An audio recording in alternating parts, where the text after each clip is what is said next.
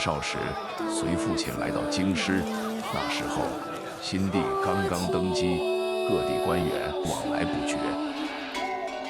元宵夜里，天子会登上宣德楼与您同庆，百姓纷纷登楼赏月，街上丝竹鼎沸。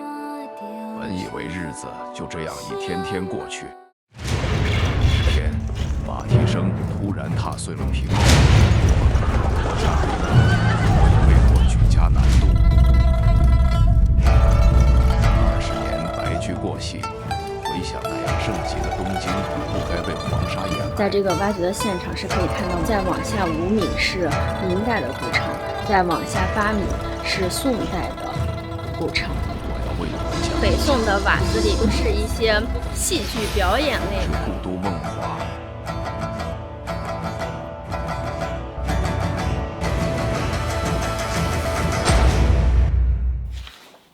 因为我是梦华录的书粉，所以这次去开封呢，就用作者的第一视角带我们去梦游东京的12时辰。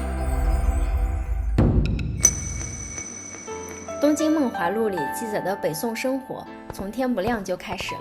赶早朝的官员和赶早集的百姓5点就会出门，我也早早的出了门，去逛一逛开封的早市。今天就来吃了一个叫烧饼夹肉，就是烧饼里面夹羊肉，羊杂他们炖的特别的软嫩，而且分量特别大。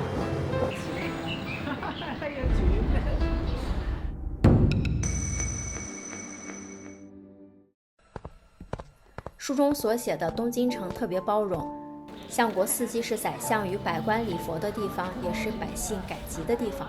吃完早饭之后，我来到相国寺，看看今天的它是何模样。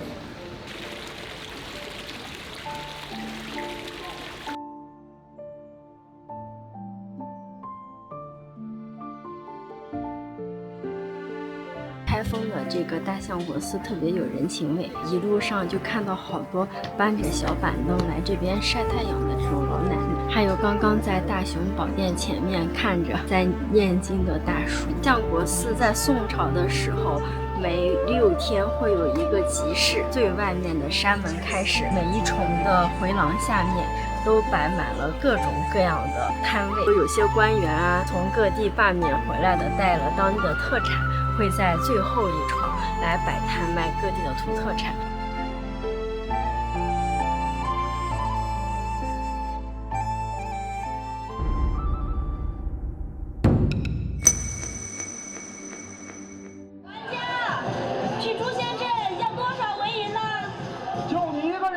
《东京梦华录》里，我读得最开心的一段就是讲元宵节摆戏那一段了。据说开封的清明上河园还原了宋代摆戏，那接下来就随我去逛一逛。哇！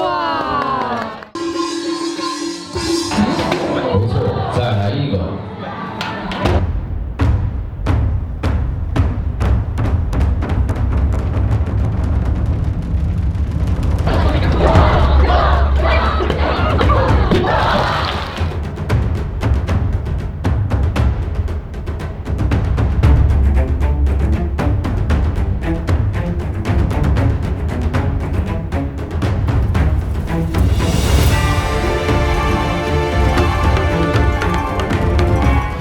节目态度，赶场子演出赶得脚不着地。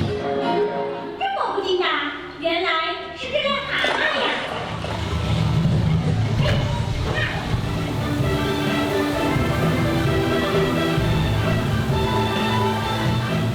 刚刚看了一场水傀儡的表演，靶子里面是有各种傀儡戏，有布袋傀儡、牵丝傀儡、水傀儡。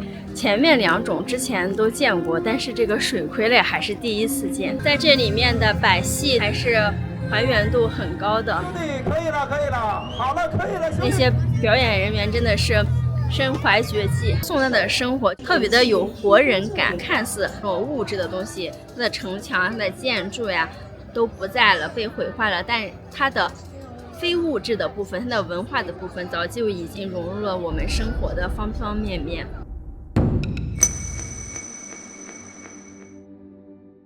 看灯山亮起来了，夜幕降临之后就是勾栏瓦寺的主场了。现在欢迎来到真正的东京。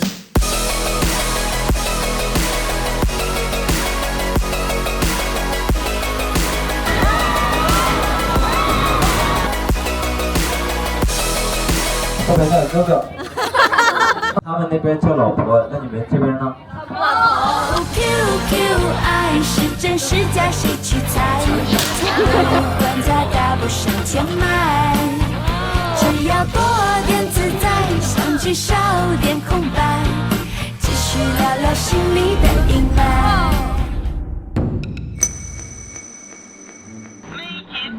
只有今天的我们喜欢熬夜吗？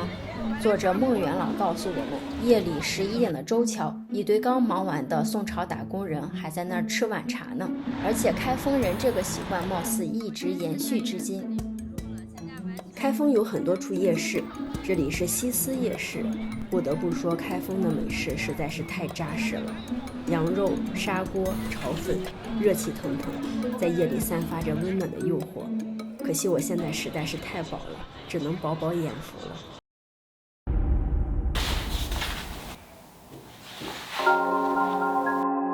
1000年后的你们，在东京城玩得开心吗？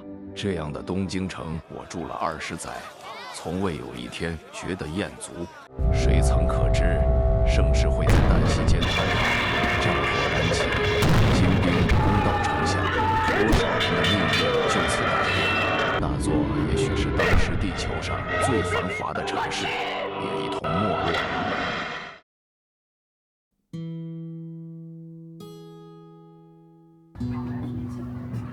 这是周桥的考古挖掘现场，站在这儿能够清晰地看到，我们此刻脚下的土地是被6座古城先后接力才托举起来的新的土地。我们在这个挖掘的现场是可以看到，往下3米是清代的古城，然后再往5米是明代的古城，再往下8米是宋代的古城，然后再往下10米是唐代的古城。北宋时期通航的汴河，到了明朝成了排污的通道。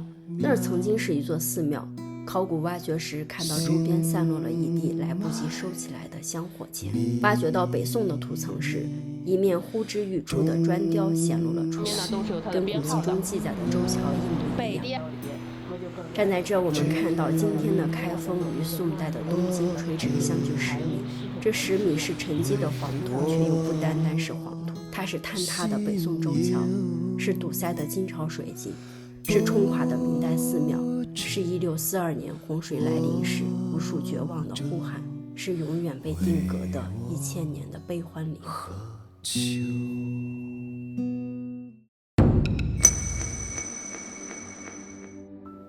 东京城消失了吗？我想并没有。那座城池早已化作无形的风俗艺术，散落在中华大地上。站在这些一次次被掩埋又一次次重建的遗迹面前，我看到曾经繁荣的中华，苦难的中华，厚重的中华，坚韧的中华，任多少次洪水淹没，多少次兵险屠戮，从不曾任其荒芜。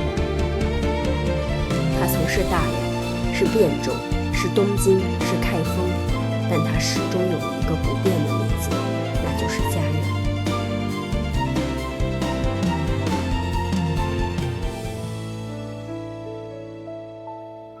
东京城的故事讲完了，我还想说一说开封。